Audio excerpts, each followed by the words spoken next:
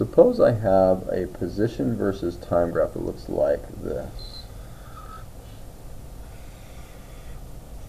Time measured in seconds, position measured in meters.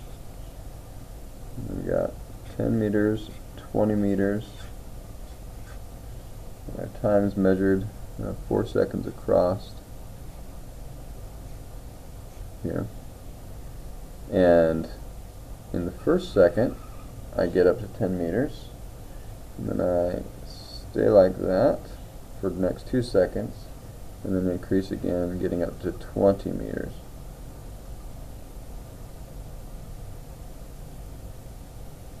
The dotted lines will help see those values. So the question is, let's create our velocity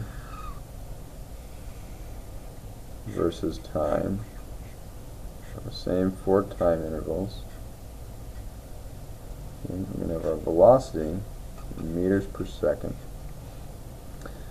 Okay, so our first question is our velocity positive, negative, or 0 in each of these time intervals? So between our first time interval, our first second, what is the velocity? Is it positive, negative, or 0?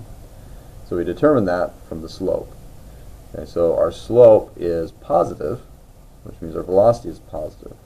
Okay, so we're going to have a positive value, and it's a constant slope, so we have a constant line for that 1 second. Okay, now our question is, how big is it? All right. So in 1 second, we've gone 10 meters at a constant rate, and so that's going to be 10 meters per second. All right. Well, what's the slope between 1 second and 3 seconds? It's 0. So that means we drop down. Somehow we're able to stop abruptly, and we're not moving for the next 2 seconds.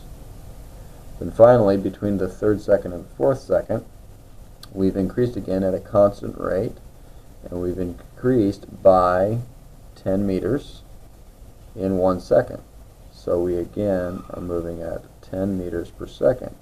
So even though we're starting here and moving higher, we started at 10, it doesn't matter how we start, it's just the change in position, which we had the same change in the 1st second as we did in the 3rd to 4th second. So this would be our velocity versus time graph.